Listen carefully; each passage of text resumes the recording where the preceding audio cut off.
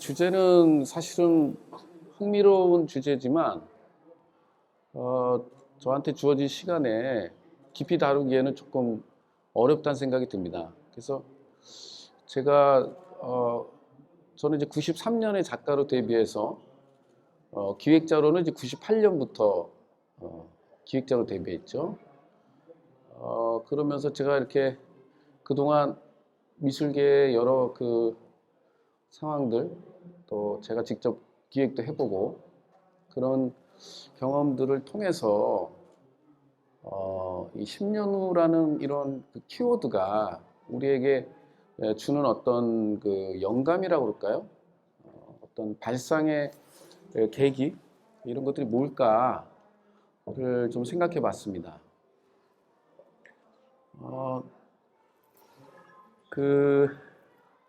사실 요즘 시기에는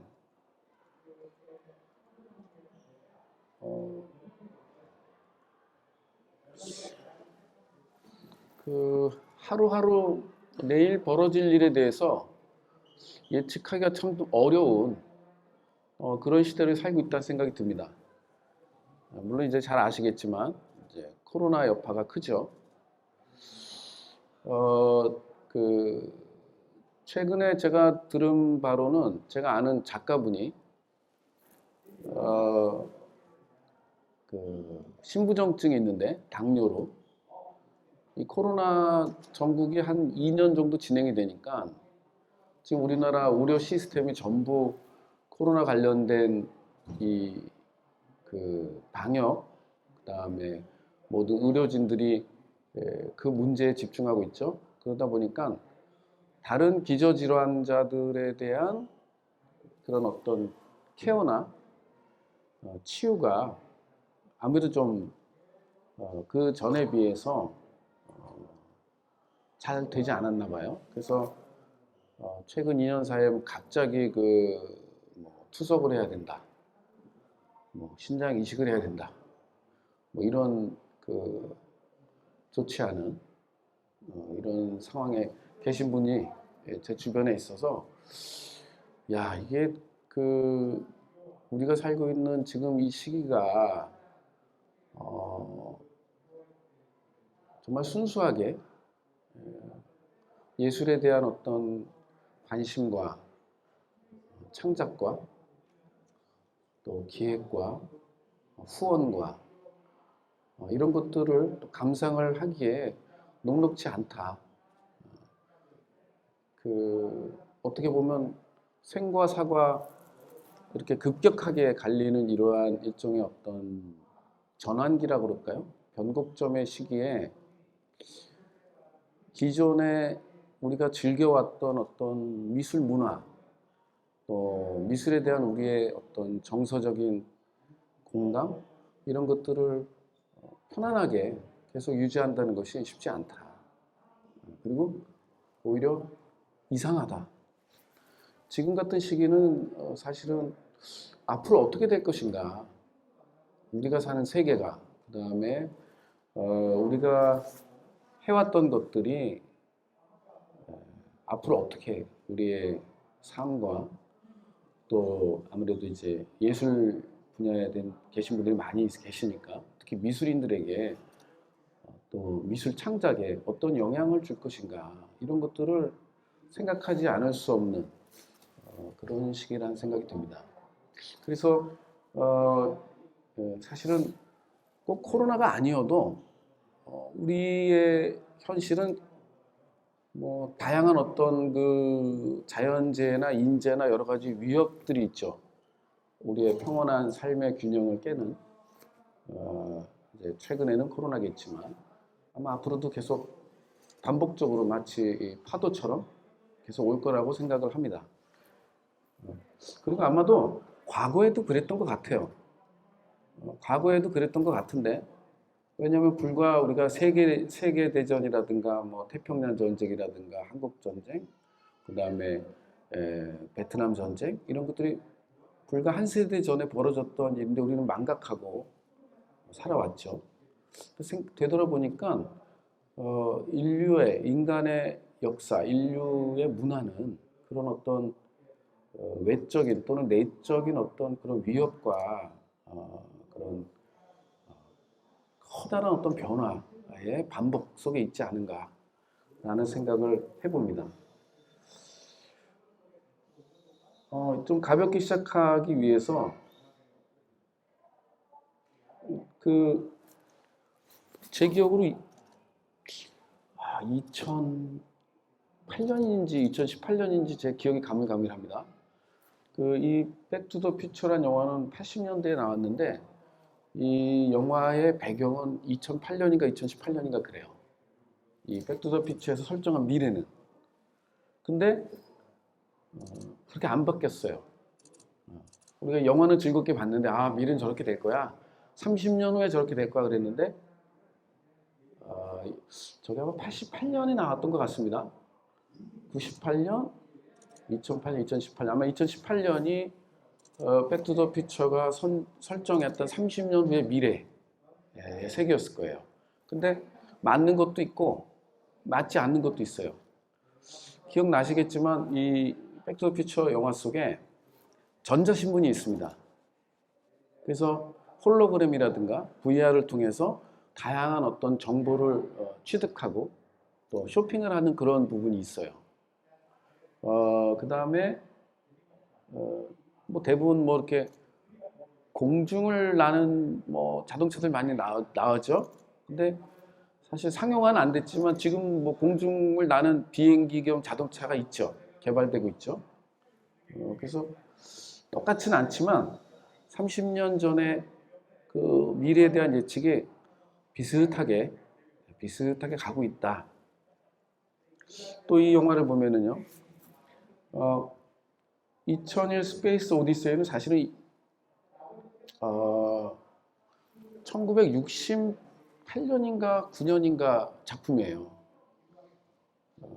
제가 태어난 해 비슷한 시기인데, 근데 굉장히 우주에서 벌어지는 그 여러 가지 그 과학적이고 기술적인, 그 다음에 인간이 그 우주 공간에서 어떻게 생활하는, 그리고 거기서 겪을 수 있는 여러 가지 어떤 그런 갈등과 위기, 이런 것들을 예측한 거죠. 50년 전에.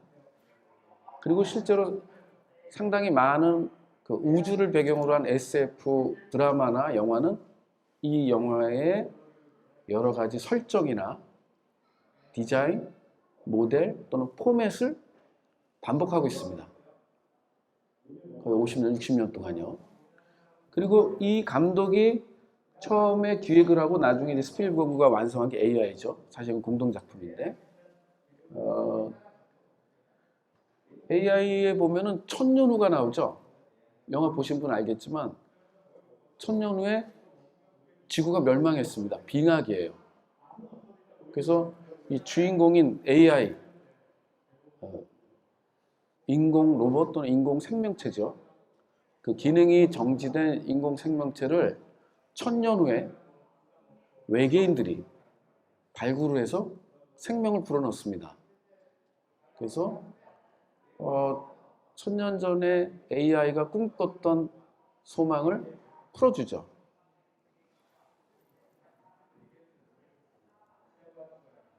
자, 이거는 그 백남준 선생의 작품인데요. 저 뒤에 배경은 백남준 선생의 어떤 그 삶의 연역을 다이어그램으로 만든 거예요. 이 장면은 2015년에 백남준 서거 10주년 기념으로, 기념을 해야 되나요? 어쨌든 뭐 기념이란 말이 좀 그런데 돌아가신 해를 우리가 추모라고 해야 되겠죠? 기념이라기보다는 뭐 추모가 맞는 것 같은데 오마주하면서 2021년이니까 지금 6년 전이죠. 6년 전에 제가 기획했던 전시입니다. 근데 이 백남준 전시를 기획하면서 제가 느낀 바는 백남준은 현대미술가이기 이전에 현대음악가다. 그렇죠? 원래 피아노하고 작곡을 전공했잖아요. 아마 백남준 자신은 자기가 미술가로, 한국을 대표하는 미술가로 대접받으리라고는 상상을 못했을 겁니다. 먼 훗날. 원래는 피아노를 했죠. 그 다음에 작곡을 했죠. 그 다음에 뭘 했죠? 뭐 플럭서스 멤버들과 퍼포먼스나 뭐 다양한 어떤 그런 비정형의 어떤 개념적인 소위 요즘 말로 후기다다의 그 트렌드에 맞춰서 활동을 한 작가입니다. 한국에서는 1984년 굿모닝 미스터 OL 이후에 TV 조각으로 시그니처가 그래서 조각가인가 미술가인가 이렇게 오해가 되는 이분은 아마 자신이 그렇게 오해가 될 거라고 생각 못했을 거예요. 어쨌든 근데 가만히 이분의 면모를 보면 이분은 음악가이고 작곡가이고 또 동시에 과학기술을 예술에 접목하고 있습니다. 다루고 있는 재료가 미디어가 그런 어떤 과학기술을 기반으로 한 것들이죠. 그리고 이분은 평생을 전 세계에서 나오는 신문을 뭐 적어도 5개 이상을 매일 탐독을 했습니다. 그 당시에는 이제 이분이 활동하실 때는 인터넷이 뭐 그렇게 활용화된 게 아니니까 다 신문이죠. 그 신문을 통해서 검색을 했어요, 이분이. 그러니까 신문을 통해서 지식과 정보를 내 안에 쌓는 그런 전통적인 학습이 아니고 전 세계에서 유력한 신문들, 미국에서 나오는 거, 독일에서 나오는 거, 프랑스에서 나오는 거, 일본, 한국, 뭐 이런 주요. 그래서 전 세계에 어떤 사건, 사고, 또 어떤 문화적 변화들이 있는가를 계속 리서치를 했어요. 이렇게 뭐랄까? 그건 지식을 늘리고 그 문제는 아닙니다. 계속 마치 그 기상학자가 기상의 어떤 변화를 계속 추적하잖아요. 백남준 선생은 평소에 그런 작업을 했어요. 그러니까 정보를 계속 추적했어요. 그리고 이분이 당시는 이제 아주 유명한 작가였을 때 미국에서 막 이제 이머징 아티스트로 막 이제 막 젊은 작가로 활동하려는 강익중 작가를 이제 많이 도와줬습니다. 이렇게 이끌어주고 좋은 전시회도 이렇게 같이 해주고 이제 그런 과정에서 그 강익중 선생과 같이 전시를 하는데 그 미국의 그 금융사 대표가 이제 보통 이제 콜렉터들이 많이 있잖아요. 좀 그런 금융권에 있는 분들이 금융사 대표가 왔는데 그러더라는 겁니다. 이건 강익중 선생의 증언이에요. 백남준 선생이 계속 그 정보를 검색하다 보니까 미국 경제계의 특히 금융가의 그 CEO들이 계속 이렇게 회사를 옮기지 않습니까? 회사가 MBA 저렇게 뭐 저렇게 합병되고 막 이렇게 뭐 여러 가지 그 CEO도 막 바뀌잖아요. A 회사에 있던 사람이 B 회사로 가고 그걸 다 알고 있더라는 거예요. 그래서 콜렉터들이 깜짝 놀랐다는 겁니다. 아니 어떻게 작가가 지금 미국 금융계의 그 동향을 잘 아냐 그렇게 또 그러면서 그랬다는 겁니다. 그 어느 금융사 대표한테 예술에 대한 얘기는 하지 않고 앞으로 그 10년 후에는 어떻게 될까요? 세상이. 또 앞으로 1000년 후에는 세상이 어떻게 될까요? 자꾸 이런 질문을 하더래요. 그래서 그 콜렉터이자 금융사 대표가 되게 당황했다는 일반적인 예를 들면 이런 아트페어에서 우리가 예측 가능한 그런 대화는 아니죠. 제가 이거 장하게 하는 얘기는 사실은 백남준 선생은 어떤 의미에서 보면 미래학자에 가깝다. 미래학자. 앞으로 어떻게 될 것인가. 제가 이제 좀 이따가 또 말씀을 드릴 텐데요. 요거 보면은 요거는 이제 세종문화회관에서 2015년 전시할 때 그분의 그 저와 공동 기획했던 그 김남수라는 백남준 전문가, 평론가가 백남준 선생의 책, 작품, 여러 가지 기록, 아카이브 이런 것들에서 백남준의 사유, 이렇게 뭐라고 하죠? 이렇게 크게 어림잡을 수 있는 1001가지의 여러 가지 그 자료들, 텍스트, 사진, 그다음에 백남 선생의 어록 이런 것들을 취합을 해서 아카이브 전시를 했어요. 사실은 아카이브 전시라는 건 뭐죠? 요즘 이제 그건 뭐 너무나 익숙한 그 하나의 전시의 모델이 됐죠. 너무나 익숙한. 불과 사실 10년 전만 해도 2000년대 초반만 해도 아카이브라는 말 자체가 익숙하지 않았고 또 그 아카이브를 가지고 전시를 한다는 거는 10년 전에는 상상을 못했어요. 2015년으로부터 10년 전이겠죠. 이건 2015년 전시니까. 그러면 약 2005년, 2000년대 초반에는 해외에서는 유력한 굉장히 중요한 하나의 전시 모델이었던 아카이브라는 전시 모델이 국내에서는 2005년 10년 지나서 들어옵니다. 활성화됩니다. 되돌아가 보면 이제 저 같은 사람이 저는 이제 뭐 대한공간 대표도 하고 제가 지금 하고 있는 가장 중요한 사업 중에 하나가 여러분 아마 들어보셨을 거예요. 그림 좋아하는 분들은 그 종근당 예술 지상이라는 그 사업이 있습니다. 메세나 사업이 있어요.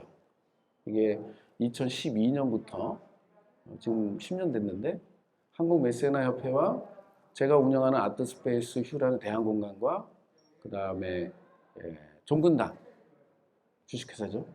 이 세 3자가 같이 한국의 청년 화가들을 지원하는 사업입니다.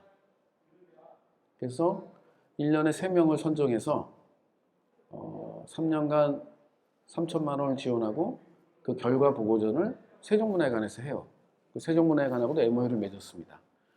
제가 하고 있는 사업 중에 가장 중요한 사업이 그건데 그것은 미술시장하고는 하등 상관이 없어요. 그런데 제가 다른 이제 뭐 예를 들면은 뭐 미술정부은행이라든가 미술은행이라든가 이런 또 정부에서 여러 가지 작가들 지원하는 사업들이 있습니다. 그런데 또 이렇게 가보면 이 종근당 예술지상에 선정된 작가들이 갤러리를 끼고 많이 올라와요. 그리고 지금 이 아트페어에도 뭐 많이는 아니지만 몇 명 작가가 갤러리와 함께 들어옵니다. 키아프에도 들어오고요. 그래서 저는 비영리 사업을 하지만 사실은 제가 하고 있는 사업을 통해서 미술 시장에 좋은 작가들을 공급하고 있습니다. 한 발 물러나 보면은요. 저는 제가 하는 일 그런 건데 어쨌든 그 아카이브라는 이 전시 모델조차도 우리가 불과 10년, 15년 전에는 굉장히 생소한 거였어요. 해외에서도 사실은 그렇게 하기 어렵습니다. 왜냐면 아카이브 전시는요, 돈이 많이 들어요. 그리고 뭔가 이렇게 쇼는 잘 안 됩니다. 뭔가 이렇게 멋진 컬러풀하고 뭔가 화려한 쇼가 돼야 되는데 아카이브전은 사실 라이브러리란 말이에요. 그렇잖아요. 차분하죠. 그리고 뭐 읽을 거리가 많아요. 공부를 시킵니다. 관객들한테. 그래서 아카이브라는 이 전시 형식 자체는 적극적인 관객 또는 관객의 능동성을 끌어내야만이 이게 가능한 전시 모델이에요. 또 그걸 목표로 하고 있는 겁니다. 자, 어쨌든 이 전시는 백남준의 구상은 아니지만 저희가 백남준에게 있어서는 그 세상이 돌아가는 여러 가지 사건, 사고, 그 다음에 꼭 우리가 미술계라고 하지 않아도 고고학, 뭐 또는 우주과학, 또는 뇌과학, 뭐 IT, 컴퓨터 이런 쪽에 거의 전방위적으로 문화 전체에 이 촉을 세우고 아주 이렇게 매일매일 그 관찰을 했죠. 그래서 누가 그랬습니다. 왜 그렇게 하시냐 그랬더니 당신이 유럽에서도 예를 들면 70년대 중반에 이미 그 뽕피두 센터에서 다섯 번째인가 일곱 번째 초대전 작가예요. 그러니까 굉장히 이미 유럽에서는 인정받은 작가인데 이분이 미국 가니까 미국에서는 또 외국 작가고 또 아시아계고 아시아계 중에서도 이제 사우스 코리아니까 비주류의 비주류인 거죠. 그리고 나중에 이제 휘트니 뮤지엄을 통해서 아주 성공적으로 미국 미술계에 안착을 했지만 그러다 보니까 이런 얘기를 합니다.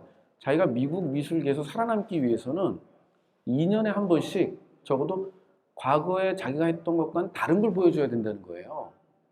그렇지 않으면 금방 잊혀진다는 겁니다. 그러니까 자기처럼 이렇게 서바이벌하는 예술가가 특히나 외국에서 온 비주류 아시아인 현대 미술가가 미국 주류 뉴욕 미술계에서 살아남으려면 지속적으로 관심을 받고 초대를 받고 자기 예술을 선보이려면 2년에 한 번씩은 뭔가 자꾸 새로운 걸 자기 내놔야 된다는 거예요. 그러기 위해서 리서치를 한다는 겁니다. 남들이 안 한 거. 남들이 지금 이런 거 하고 있으니까 나는 이거 해야지. 굉장히 전략적으로 움직인 분이죠. 뭐 어쨌든 간에 그건 뭐 작가로서 너무나 당연한 어떤 생존의 방식이라고 할 수 있는데 어쨌든 이분이 한 방식은 그런 어떤 꿍꿍이라고 할까요? 생존의 전략을 우리가 생각하지 않더라도 세상이 돌아가는 세상의 변화에 대해서 굉장히 실시간으로 반응해 왔다는 거예요. 그런 부분들이 아마 앞으로 특히나 이제 그 코로나 전국에서 미술계 가장 이제 좀 이따 나오겠지만 가장 부각하는 게 뭡니까? 메타버스하고 NFT잖아요. 또 온라인 플랫폼으로 뭐 어쩌고저쩌고 한다. 또 VR로 뭐 한다. 이게 다 기술 기반이거든요. 그러니까 과학기술의 현재 수준 또는 과학기술이 앞으로 나아가고 있는 어떤 지향하는 세계와 앞으로 꼭 미술이 아니더라도 여러 예술 장르들 그 다음에 문화 전반적으로 함께 연동해서 간다 라는 생각을 합니다.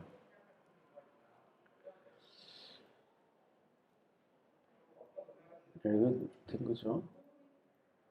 시작은 이렇게 했는데 이거는 이제 제가 재미로 한 거고 자 이런 얘기 한번 해드릴까요? 그 백남준 선생이 직접 쓴 수기 에세이예요. 1976년인지 78년인지 기억은 그런데 존 케이지가 독일에 왔습니다. 그래서 공연을 했는데 긍정적인 선입관이 없었고 약간 부정적이었다. 그 관객들이 유럽의 관객들이요. 그래서 그 사람 음악회가 그날 밤에 자기도 갔는데 좀 이상하더라가 되게 중요한 키워드입니다. 피아노를 치다가 알람도 나고 뭐 하여튼 무지하게 지루했다. 뭐 3음색으로 10분, 20분 쳤거든. 뭐 이러면서 이건 진짜 1984년 10월에 우리나라 왔을 때 백남준 그 인터뷰할 때 내용 그대로입니다. 독일 애들은 독일의 아티스트들이죠. 관객들은 저게 뭐냐고 깔깔대고 또 지루해했다. 그리고 이런 생각이 때문에 부처님도 지루하겠구나. 그러니까 부처님처럼 관대한 분도 존 케이지 거는 못 견디게 지루하다. 뭐 이런 굉장히 재밌는 표현이에요. 근데 자기는 존 케이지의 그날 밤에 가서 아주 좋았다. 이렇게 얘기했다는 겁니다. 그랬더니 존 케이지가 너무 좋아하더래요. 반응이 신통치 않았는데, 저 아시아의 젊은, 그때, 76년이면은 백남준 선생이 30 초반? 30 초중반쯤 된 것 같습니다.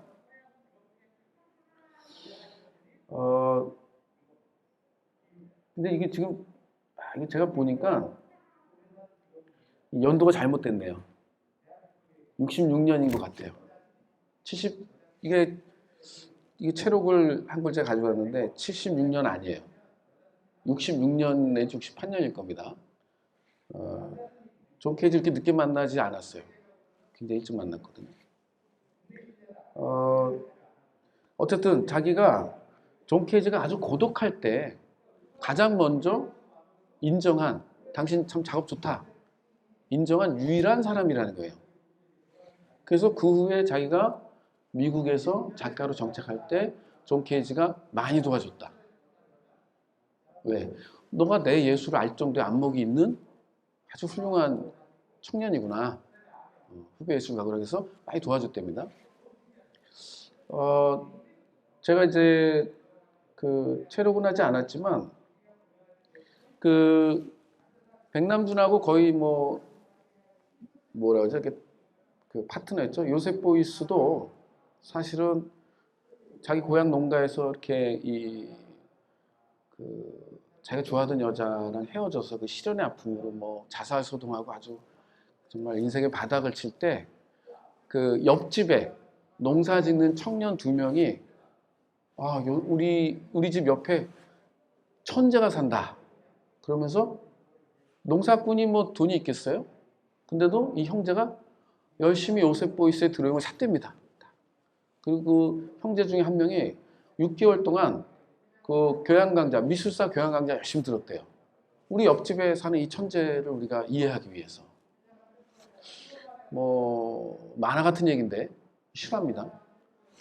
그래서 요셉 보이스의 천재성을 가장 먼저 발견한 사람은 그 옆집 농사꾼 청년 2명이에요.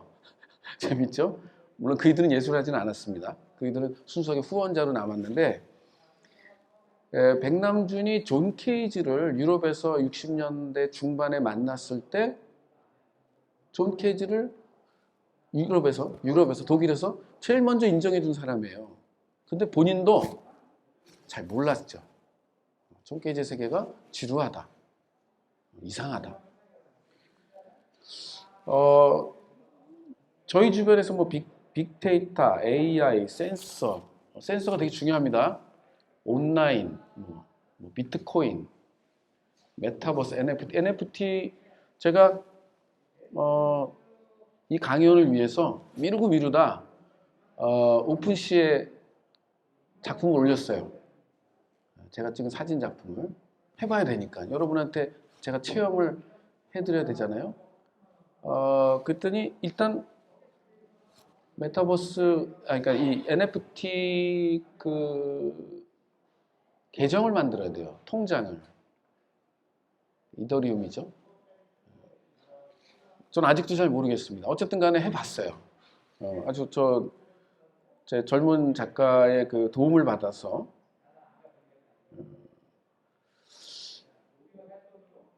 지금 5명이 좋다고 하트 뿅뿅을 올렸는데 5명이 아주 갈 길이 멉니다.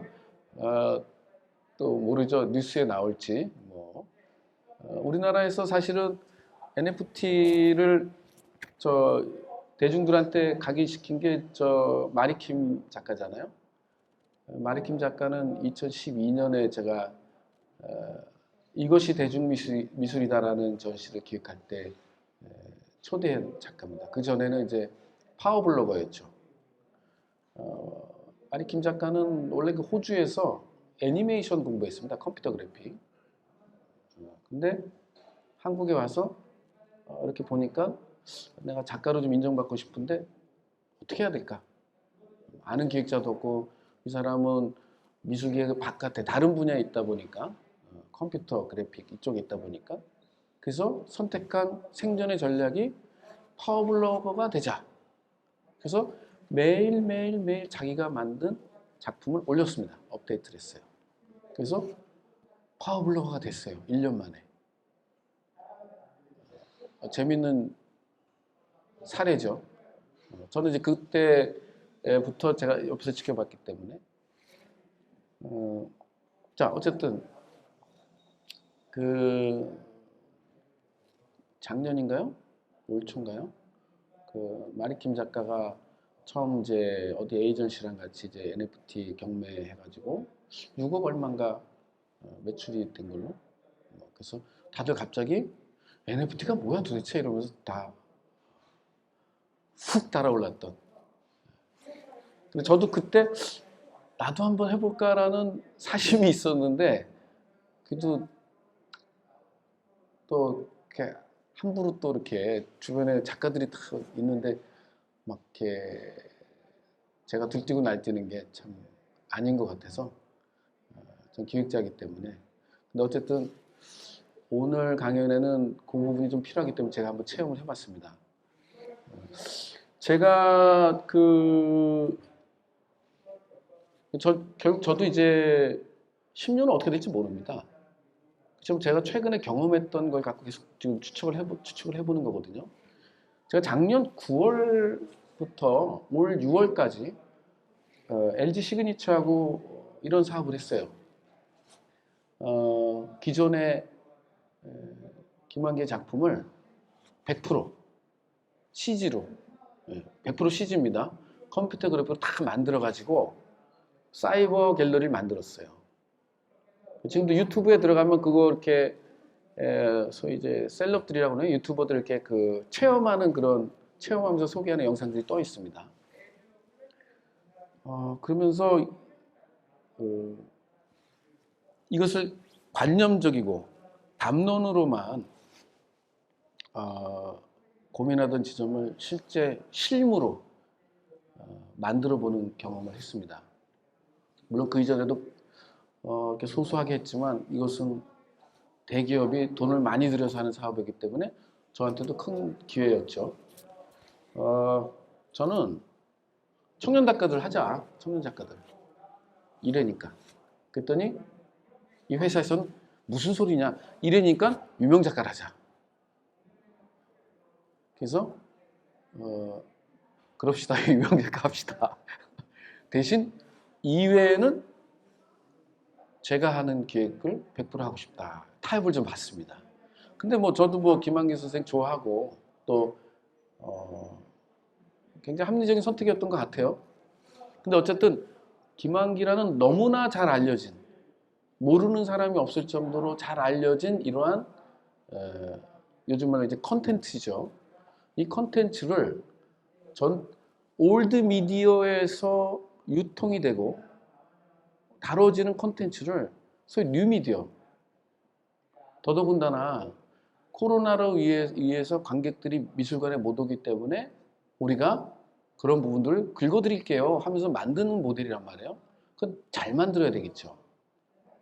그래서 우리나라에서 CG 작업을 제일 잘하는 팀이 붙어서 열심히 만들었습니다. 해본 분들 혹시 있을지 모르겠지만 약 200만 뷰를 기록을 했어요. 그 이유는 통계를 안 냈기 때문에 제가 기획한 프로그램 중에 아마 최다입니다. 가장 많이 본. 어쨌든 관객이죠. 근데 이걸 하면서 제가 느낀 거는 이게 다 그래픽이에요. 이게 기술의 문제가 아니구나. 자본의 문제입니다. 기술은 이미 우리가 원하는 것을 원하는 방향으로 원하는 수준으로 표현할 수 있는 게 다 돼 있어요. 기술은. 그럼 뭐가 필요하냐? 그거를 활용하는 예산이 필요한 거예요. 그 다음에 이 예산은 작은 예산이 아니죠. 그 다음에 여기에 투입된 예산은 수십억인데 인풋은 수십억인데 아웃풋은 100만 부, 200만 부? 사실은 그런 거죠. 통계죠. 그러면은 야 우리가 이렇게 돈을 들여서 이렇게 몇백만 부가 보면 그래도 우리는 남는 장사 한 거야 라는 인식의 변화가 있어야 돼요. 요즘 그 대기업들이 그 기존의 전통적인 매체 광고를 잘 안 한답니다. 그건 아시죠? 광고 효과가 불분명하기 때문에 오히려 개인 파워 블로거나 또는 뭐라 그러죠? 인플루언서, 유튜브 이런 새로운 뉴미디어의 새로운 광고 홍보 방식에 관심이 많아요. 그러니까 전통적인 라디오, TV, 신문 이런 데에 대한 광고가 급격하게 줄고 있습니다. 이게 이제 올드 미디어의 위기죠. 자, 어쨌든 기술이 이미 다 있습니다. 우리가 원하는 걸 다 할 수 있어요. 근데 그거를 구현하려면 상당히 큰 예산이 들어갑니다. 그러면 상당히 큰 예산이 들어갈 수 있는 어떤 뭐라고 하죠? 그 공감대가 형성이 돼 있어야 예산을 쓸 수 있죠. 우리가 돈이 없는 것도 아니니까. 기술도 있고 돈도 있어요. 또 괜찮은 예술도 있어요. 이걸 합치려면 공감대가 있어야 됩니다. 이게 참 희한한 일이지만 저는 코로나 전에 진행하던 사업이 다 엎어졌습니다. 좀 한 10개 정도가 엎어졌어요. 근데 갑자기 또 코로나로 인해서 새로운 프로젝트들이 또 우르르 또 올라옵니다. 저는 이제 그걸 이제 현장에서 느끼죠. 작가들도 느낍니다. 최근에 가장 대중적 인지도가 있는 팝 아티스트 중에 몇 명을 제가 리서치 해봤습니다. 또 화랑협회장님한테도 물어봤어요. 화랑협회에는 올해 들어서 NFT 관련된 비즈니스의 작가들을 좀 공급해 주세요. 작품들을 공급해 주세요. 라는 제안이 수십 건입니다. 또 작가 개인한테도 직접 한 달에 몇 곡지씩 적어도 두세 번 이상의 제안이 들어온답니다. 저도 들어왔어요. 그래서 이게 좀 변화가 글로 가는구나. 그런데 10년 후에도 저희 주제는 이제 10년 후니까 10년 후에도 이런 분위기가 계속 이렇게 갈까? 퀘스천마크입니다. 잘 모르겠어요. 미술 시장의 흥과 쇠락이 과거에는 10년 텀으로 주기적으로 온다라는 시장의 속설이 있었습니다. 그런데 2006년, 7년 미술 시장이 아주 붐업한 다음에 이번이 두 번째죠. 좀 10년 좀 지났죠. 어쨌든 얼추 맞기도 하고 또는 요즘은 이제 빨리 변하기 때문에 한 5년 텀, 7년 텀으로 오지 않을까? 라는 이야기들을 합니다. 그러니까 분명한 거는 짧아질 거라는 얘기를 해요. 저는 미술시장 전문가는 아니지만 잠깐 제가 이제 팁을 드리자면 왜 그런가요? 왜 그런가요? 정보화가 훨씬 더 빨라졌죠. 코로나 때문에. 예를 들면은 그전에는 새로운 미디어, 새로운 기술이 나와도 우리가 그 이전에 익숙한 것들의 관성에 의해서 살아가기 편하기 때문에 잘 안 바꿉니다. 특별한 계기가 있지 않는 한. 근데 그 특별한 계기를 코로나가 줬죠. 그래서 우리가 자의적인 선택이 아니라 타의에 의해서 선택할 수밖에 없어요. IT 기술을 활용해야 되고 온라인 플랫폼에서 뭔가를 내가 해야 되고 지금 우리 사회 경제에서 가장 재미 보고 있는 분야가 쿠팡이나 배민이나 이런 배달 서비스잖아요. 비대면. 그 다음에 또 뭐죠? OTT. 넷플릭스라든가 또 디즈니가 이번에 들어옵니다. OTT는 뭐죠? 집에서 내가 골라보는 거잖아요. 이렇게. 그리고 한 명이 가입하면 세 명이 가족이 볼 수 있고 넷플릭스가 이제 워낙 장사가 잘 되니까 이제 그거 서비스 안 하겠다고 그럽니다. 이런 것들이 사실은 우리 지금 세상 사회가 변하고 있구나. 그 다음에 또 이거는 약간 좀 민감한 얘기지만 지금 원래 이 아시아권의 미술 시장에 가장 재미를 보던 데는 어디죠? 홍콩. 상해 뭐 이런 데잖아요. 그렇죠? 지금 거기가 좀 어떻습니까? 소위 차이나 리스크로 아무것도 할 수가 없죠. 다 철수했어요. 미술이 문제가 아니라 경제 전체가 지금 그러고 있습니다. 그 아시아권에 보세요. 일본은 어떤가? 일본은 지금 자연재해 때문에 지금 뭐 정신없죠. 워낙 기존에도 일본은 현대미술 별 관심이 없었어요. 저기 전통미술이나 이런 데 관심이 있었고. 여러분이 알고 있는 세계적으로 유명한 일본 미술가들, 현대미술가들은 어때요? 다 해외파예요. 국내에서 큰 작가는 드물어요. 다 해외에서 이렇게 뉴욕이나 파리 이런 데 유명해져서 이제 일본으로 다시 온 경우가 대부분이죠.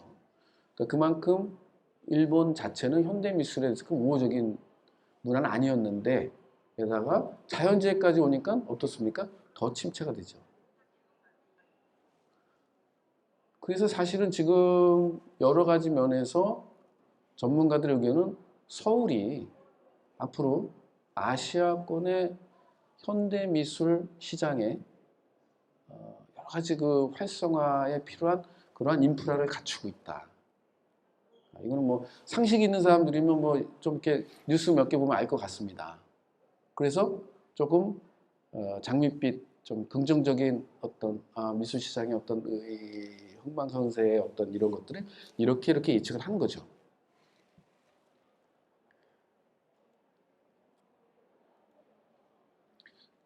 자, 그 다음에 한 전시가 이제 이건데요. 이게 이제 제가 이제 요셉 보이스 얘기를 왜 했냐면 별 많은 밤 지구를 걷다라는 이 기획을 이제 2차로 했는데 이 별 많은 밤은 그 백석 시인의 시 아주 짧은 시에서 따온 문구고 지구를 걷다는 뭐그 환경 미술하면 흔히 나오는 비스무리한 제목이 많죠. 뭐 지구를 살려라, 뭐 지구를 어떻게 해라 뭐 그런 겁니다. 결국 이제 환경을 다루겠다는 얘기입니다. 그러면서 그 82년 10년 후를 예측해야 되는데 지금 자꾸 과거 얘기하는 이유가 죄송해요. 저도 잘 모르겠어요. 내일 일을 잘 모르겠습니다. 이게 지금 보면 카셀 도큐멘타 그 전시장이에요. 그리고 그 앞에다가 오크 참나무인가요? 이 나무를 하나 심습니다. 그리고 현무암을 하나 옆에서 딱 나르세요. 이게 한 쌍이에요. 그래서 요셉 보이스가 1982년 카셀 도큐멘타에 초대돼서 선언한 프로젝트가 7,000그루의 오크 나무 심기 프로젝트예요. 카셀 시가 2차 세계대전으로 피폐해졌습니다. 그래서 카셀 시를 사람이 잘 살 수 있는 생태 친화적인 도시로 만들기 위해 요셉 보이스가 제안한 프로젝트예요. 그래서 1982년 카셀 도큐멘터에서 첫 번째 나무와 현무암을 심고 그 5년 후 1987년 카셀 도큐멘터에서 7,000번째 오크 나무와 현무암을 심는 걸로 이 프로젝트는 종료되게끔 기획이 됐어요. 거창한 프로젝트죠. 나무 하나가 여러분 저 동네 가로수 있잖아요. 아무거나 그 얼마인 줄 아세요? 저 혹시 제 후배가 운전하다가 한번 가로수를 받아서 부러뜨렸습니다. 차는 엎어졌죠. 물어줘야 되는데 작은 가로수인데 얘가 성장해서 큰 가로수가 될 거를 상정해서 계산합니다. 얼마 내시오?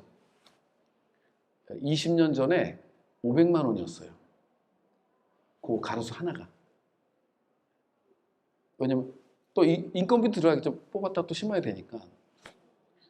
그냥 그 스케일이 얼마나 커요? 7,000그루예요. 그래서 요셉 보이스가 열심히 드로잉도 하고 판화도 하고 돈 되는 일은 돈 되는 일은 열심히 했습니다. 후원 협찬. 크리스토라는 그 건물에다 이렇게 천 쌓는 다리에다 천 쌓는 분 계시죠? 대지미술하면 그분인데 그분 첫 개인전에 피아노가 들어가는데 그걸 백남준 선생 피아노를 빌렸어요. 재밌는 에피소드인데. 친구예요, 둘이. 근데 어쨌든 크리스토도 자기의 거대한 대지 미술하기에 어떻게 합니까? 열심히 파나와 드로잉을 팔죠. 그래서 돈을 모아서 협찬을 받아서 그 프로젝트를 합니다. 요셉 보이스도 엄청나게 정말 열정적으로 일을 하죠. 과로했어요. 86년에 갑자기 죽었습니다. 이 프로젝트 끝을 못 보고 87년에 그 와이프하고 아내와 큰아들이 마지막 7,000그루째 이 오크 나무와 현무암을 심으면서 아름답게 이 전설적인 프로젝트가 종료가 되죠. 이 프로젝트는 지금도 환경예술 쪽 관련돼서는 지금도 오마주하기 위해서 계속 동일하게 꼭 오크가 아니더라도 나무와 현무암을 같이 심는 프로젝트를 하고 있습니다. 전 세계적 곳곳에서. 저는 우리나라에서 그걸 한번 하고 싶어요. 이거 할 때 하려고 그랬는데 사이버잖아요. 심을 수가 없어요. 그래서 우리 사무실 앞에다 심을까 막 그랬는데 돈이 어마어마하더라고요. 그래서 이 요셉 보이스란 작가의 스케일이 범인의 상상력을 훌쩍 넘어갈 정도의 아주 큰 스케일을 갖고 있는 작가입니다. 근데 이 작가를 왜 제가 오마주 했냐면 결국 이거죠. 일찍이 우리가 환경, 생태, 기후 위기를 이 사람들은 알았던 거예요. 이 사람도 예술가지만 미래학자인 거죠. 인간의 삶이 이렇게 될 거야. 이런 예술이 필요할 거야.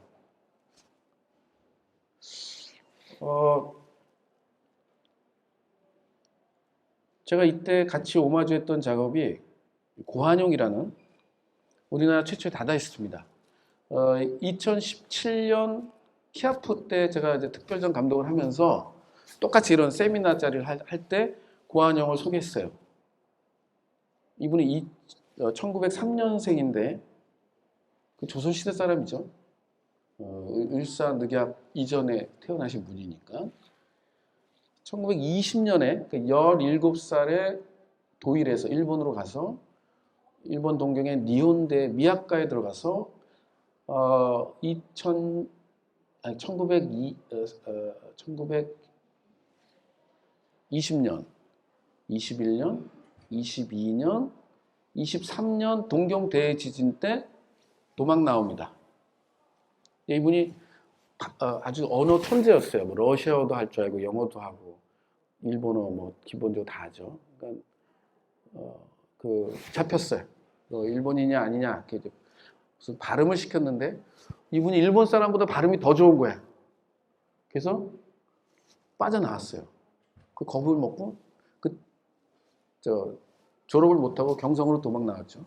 그러고서는 우리나라 개벽지나 동아일보에 다다이즘에 대해서 문예 비평을 합니다. 다다이즘의 그 사상에 대해서. 그리고 약 3년간 활동하고 1926년에 절필을 선언해요. 그러고서는 사라집니다. 그리고 1983년에 돌아가시는데 그 사이에 유일하게 공개적인 활동에 등장한 게 딱 한 번 있는데 1970년대인가요? 우리나라 얼마 전에 이준익 감독이 만든 영화 있죠. 아나키스트 박열, 박열 발음이 잘 안 되네. 박열 추모 행사에 이분이 왔었다는 목격담이 있어요. 근데 어쨌든 이분은 사라졌다가 2012년에 다시 재발굴이 됩니다. 이런 분이 있었다는 게. 그리고 미술계는 제가 2017년에 소개를 하죠. 저는 이제 미술계 은퇴해도 됩니다. 뭔가 하나 할 일을 했기 때문에.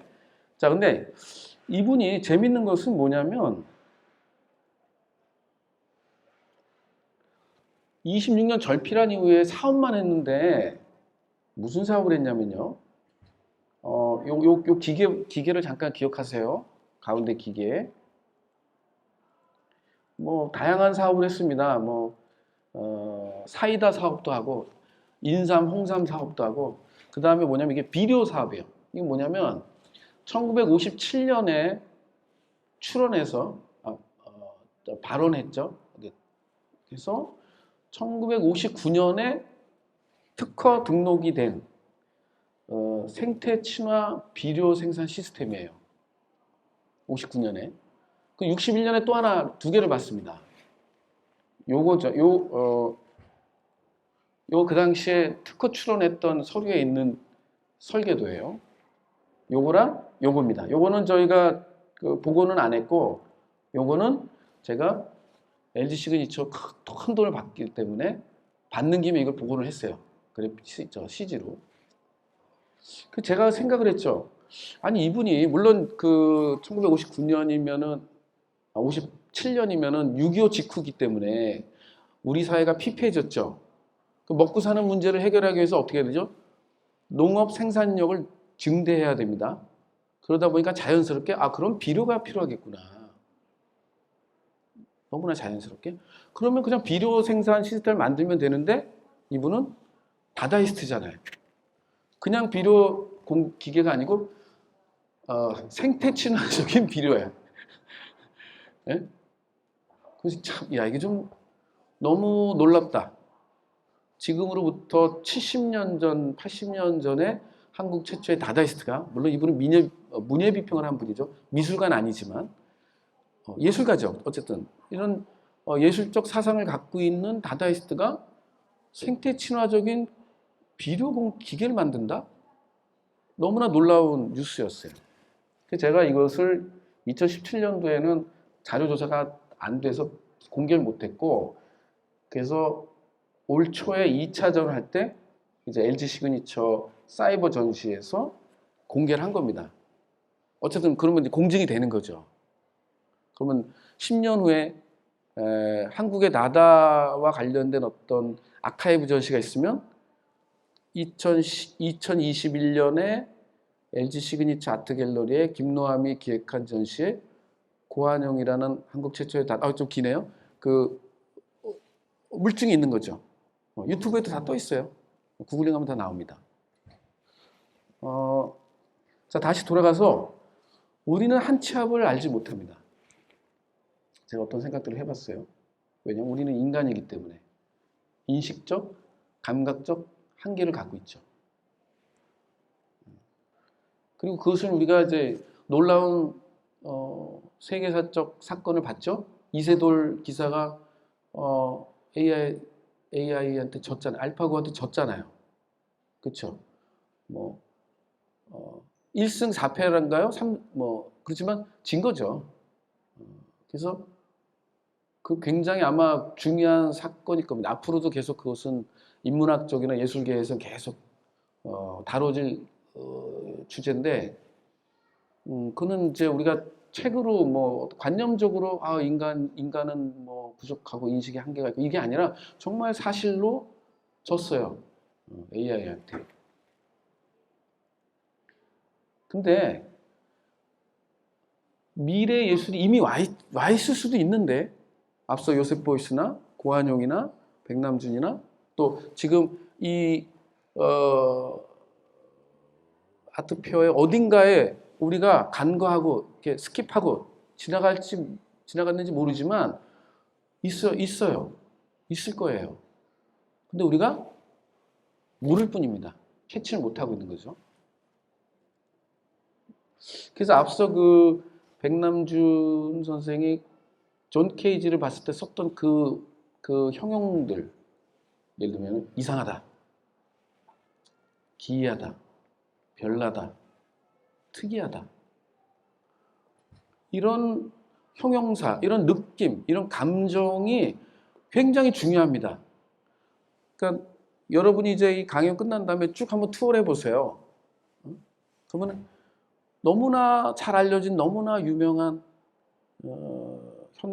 지금 단색화 뭐 잘 나가는 너무나 유명한, 너무나 고가의 작품 보면 순수하게 감상하기에는 너무나 먼 예술이 됐죠. 너무나 딱딱하게 하나의 우상이 되어 있단 말이에요. 근데 여러분이 이렇게 투어를 하다가 지금 이런 느낌을 주는 것이 뭐가 있는지 한번 경험을 한번 해보세요. 어떤 작품이 나한테 낯선 느낌을 주는지.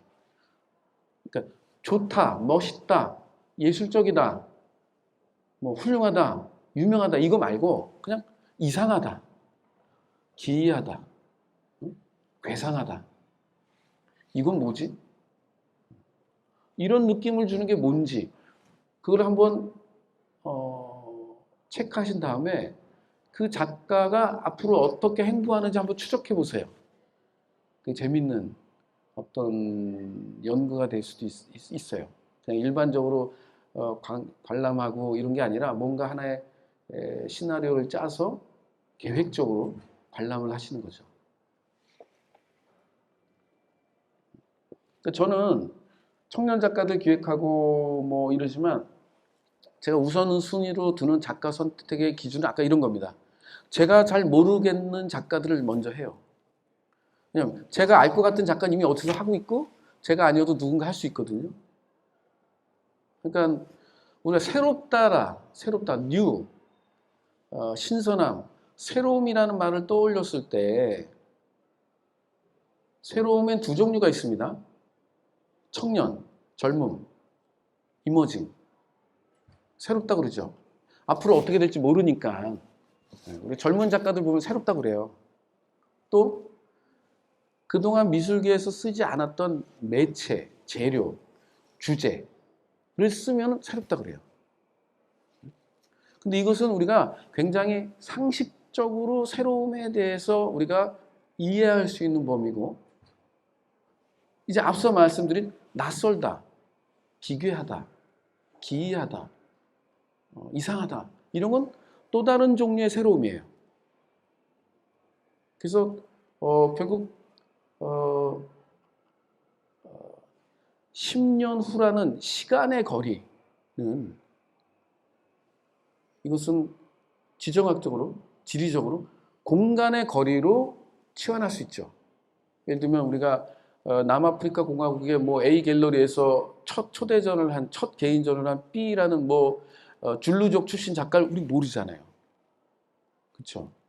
10년 후, 100년 후에도 모를 수 있어요. 어쨌든 그이는 시간상으로는 같은 시간대에 존재하지만 인식적으로, 공간적으로는 먼 미래에 있는 거랑 같습니다.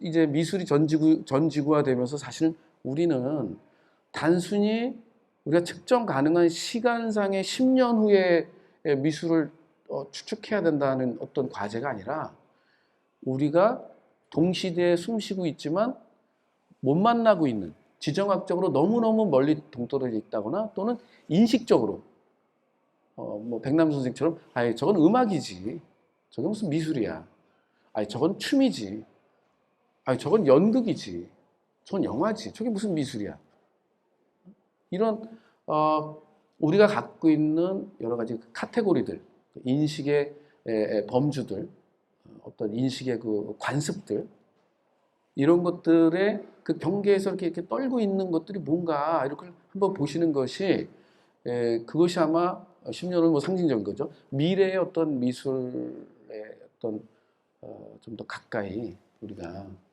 다가갈 수 있는 그런 요령이 아닐까 생각합니다. 요령. 네, 이런 겁니다. 미래 예술이 이미 와 있거나 오래전에 와 있죠. 아까 이제 고한영 같은 경우는 이미 1920년에 다다 활동을 합니다. 일본의 아나키스트, 다다이스트와 함께. 그러면 우리가 1920년이면 100년 전이죠. 근데 저는 몰랐어요. 이 사람이 있는지. 이런 한국 사람이 소위 뉴욕 다다로 듀샹이 뉴욕에서 즐겁게 다다이스트 활동할 때가 1916년, 17년, 18년, 19년, 뭐 19년 요때쯤인데 불과 2, 3년 사이 얼마 안 돼서 동경에서 한국인이 청년이 다다 활동을 했다는 것은 제 상상의 바깥의 사건이에요. 마치 타임캡슐을 이렇게 열은 것 같아요. 100년 전에 땅속에다가 묻어놓은. 저한테는 어떤 놀라운 경험이었고 자 그래서 이상하다, 기이하다, 괴상하다, 별나다 이런 걸 조금 더 한번 생각해 보면 우리가 만나는 작가들을 이렇게 대화를 해보면 이런 작가도 있습니다. 더듬더듬해요. 머뭇머뭇거립니다. 그 다음에 횡설수설해요 가끔. 엉뚱한 소리 해요. 그리고 주어, 목적어, 수어 이렇게 온전한 문장이 아니에요. 단어를 던진다거나, 그렇죠? 또는 모호한 엉뚱한 얘기를 합니다. 그 예를 들면 제가 대학교 때 그때도 이제 백남준 선생님이 많이 도와줬대요. 그 카셀도큐에서 아주 그 누구죠? 육근병이라는 작가 아세요 혹시? 육근병. 설치조각하신 이제 원로로 넘어가셨는데 이렇게 큰 흙으로 산 같은 거 쌓아놓고 그 안에 이제 모니터 딱 박아놓고 거기에 눈이 깜빡깜빡깜빡하는 설치 미술로 아주 유명해졌던 작가예요. 그래서 제가 대학 다닐 때 초대를 했습니다. 특강으로. 그랬더니 이분이 특강 1시간 동안 저는 그래도 1시간 동안 그래도 뭐 좀 알아들을 만한 얘기를 하죠. 다 100% 동의는 안 하셔도. 이분은 1시간 동안 무슨 얘기를 하냐면 숫자 얘기해요. 숫자. 뭐 중세시대에 뭐 3이라는 숫자는 어떤 의미였고 뭐 우리나라 우리나라 신라시대 뭐 삼국시대에는 뭐 1이라는 숫자는 뭘 상징했고 뭐 0이라는 숫자는 뭐 그러니까 우리가 그걸 뭐라 하냐면 이제 그 수비학이란 말을 쓰거든요. 비위적인 숫자와 문명, 문화를 이렇게 결합하면서 수를 둘러싼 사상. 저는 그때 그분이 미친 줄 알았어요. 1년 동안, 1시간 동안 계속 숫자 얘기만 하셔서. 우리는 기대를 했죠. 뭔가 현대미술의 뭔가 미래를 우리한테 살짝 뭔가 살짝 팁을 줘서 내가 대학 졸업한 다음에 좀 이렇게 활동할 때 좀 도움을 주지 않을까? 라고 생각했는데 웬걸? 엉뚱한 소리 하고 계신 거예요. 그래서 이게 제가 여기서 좀 뭐 잠언이나 좀 극단적으로 방언, 제가 흉내는 못 내겠습니다. 뭐 하여튼 뭐 방언. 자, 이걸 좀 개념적으로 말하면 이런 거죠. 뭐 또 홀린 상태, 신탁을 받은 상태. 예언자들이 보여주는 어떤 과거의 기록들에서 보여주는 어떤 그러한 모습. 뭐죠? 실증과학, 자연과학이 발달하기, 우리 사회 주류가 되기 이전에 주류 문화였던 어떠한 이러한 예언가, 또 신내림과 신탁의 세계. 뭐 이런 것들도 우리가 한번 참조해 볼 만하다. 또 한편으로는 뭐죠? 확률, 통계, 예측. 이제 여기서 조금 인문학적으로 가면 이제 통찰이 되겠죠. 지금 사실은 뭐 아까 뭐 메타버스니 NFT니 이거 다 이 금융 비즈니스와 관련된 거거든요. 지금 메타버스 하면 대표적인 게 네이버 G라는 회사가 있습니다. 미국 법인이에요. 네이버에서 만든. 걔네가 그 서비스하고는 그 제페토라는 그 서비스가 있어요. 그게 메타버스에 대표적으로 이제 알려져 있는 건데 그게 재작년 통계까지 약 1억 9천만? 뭐 하여튼 뭐 한 2억 가입했답니다. 그리고 그 중에 80%가 외국인, 20%만 한국 사람이에요. 국적이. 그리고 그 중에 약 2억 명 중에 90%는 10대. 10대. 자, 그래서 10년 후에 미술 세계가 어떻게 될까? 왜 메타버스 NFT를 우리가 관심 있게 보냐면요. 지금 현재 거기에 가장 최적화되어 있는 세대 10대거든요. 얘네가 10년 후에 이제 주류 세대가 되죠. 20, 30대가 될 겁니다. 소비자가 될 거예요. 그럼 어떻게 될 것이냐? 그이들이 이제 미술 감상자가 될 것이고 미술 콜렉터가 될 건데 그러기 때문에 미래의 미술 문화, 미술 세계를 예측하기 위해서는 이쪽 그 변화에 대해서 좀 살펴볼 필요가 있다라는 말씀을 드리는 거고요. 자, 이겁니다. 과거는 기억의 영역이죠. 미래는 상상의 영역이죠. 보통 이제 영화 산업 쪽에서 흔히 쓰는 말인데요. 이제 영화 비평이 오늘날 비평계에서는 가장 재미 보고 있는 가장 주류 비평계가 영화 비평계일 텐데, 영화 비평계 어떤 말들이 있냐면요. 가장 철학적인, 가장 인문학적인 문제의식을 고민하고 있는 영화는 뭐냐? SF라는 겁니다. 왜요? 외계인이 나오잖아요. 그렇죠? 외계인은 뭐죠? 다른 존재잖아요. 그래서 인간이란 존재, 다른 존재, 이런 존재에 대한 고민을 하게 돼요. 이거 철학에서나 다루던, 종교에서나 다루던 진지한 주제를 SF 영화가 다룹니다. 지금 매트릭스 다음 뭐 나온다고 지금 또 잔뜩 난리더라고요. 그 주인공이 지금도 쿵우를 잘한다고 뉴스에 막 떴는데. 자, 어쨌든 매트릭스니 뭐니 매트릭스는 좀 상징적인 영화죠. 1999년에 매트릭스 1이 개봉했기 때문에 어떻게 보면 밀레니엄 또는 밀레니엄 이후의 세계가 어떻게 변할 것이야 라는 미래학자의 모든 의견들을 종합한 하나의 모델이에요. 맞고 틀리고는 뭐 별개 문제고. 그리고 사실 매트릭스에서 보여주고 있는 상당한 부분들은 뭐죠? 메타버스예요. 같은 말입니다.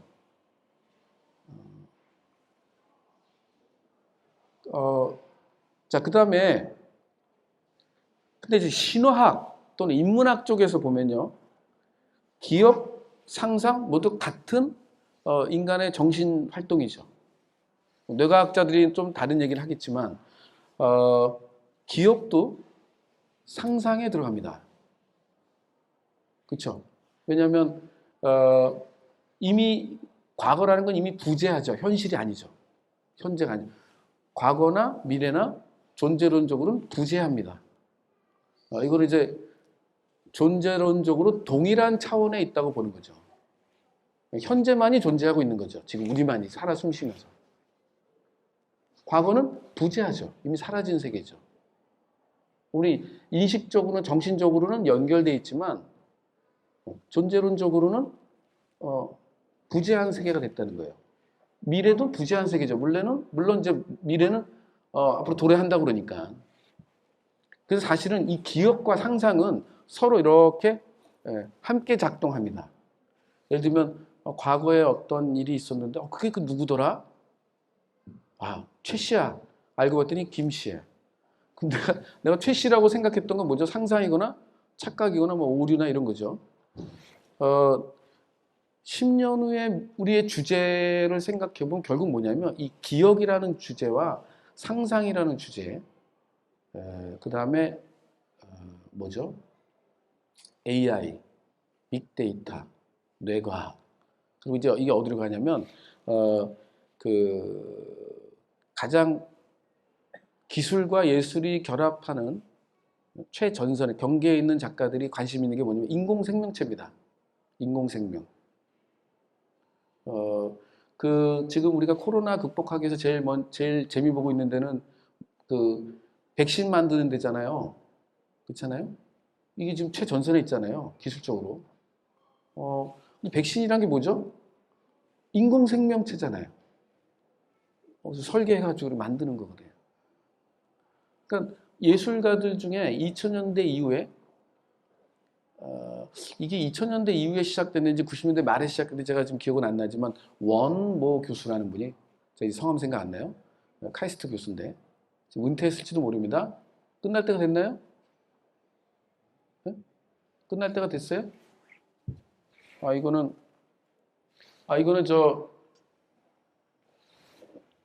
뭐가 이제 아까 그거는 얘가 저거예요. 얘가 다운됐습니다. 얘가 요거 그냥 요걸 얘가 약이 없어서 다운됐어요. 자, 그냥 우리 이렇게 아름다운 그림 보면서 뭐 10년 후에도 이런 그림을 우리는 뭐 즐기겠죠. 여기 지금 부스에 나와 있는 끝날 때가 됐는데 이 작품들을 우리 10년 후에도 즐길 겁니다. 근데 지금 오늘의 주제는 그것은 아니고 우리가 이 예술, 그러니까 10년의 미술 세계라는 것은 결국은 미술을 문제라기보다는 이 세계 전체, 그러니까 우리의 삶 전체 변화에 대한 얘기고, 그 다음에 예술성에 대한 문제죠. 예술성이 어디에 위치하느냐. 지금 예술성은 여기에 있는데 미래는 이 예술성이라는 이 무형의 가치, 우리가 의미 있는 어떤 것으로 두고 있는 이 가치는 어디에서 찾을 수 있느냐의 문제라고 생각을 합니다. 아까 이게 그건지 모르겠어요.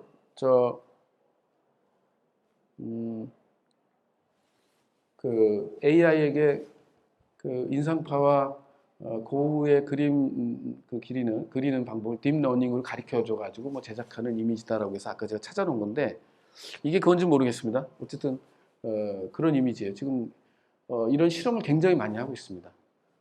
제 강의는 오늘 여기까지 하고요. 시간이 많이 지났나요? 어떻게 됐나요? 네, 그러면 질문은 없는 걸로 하겠습니다. 고맙습니다.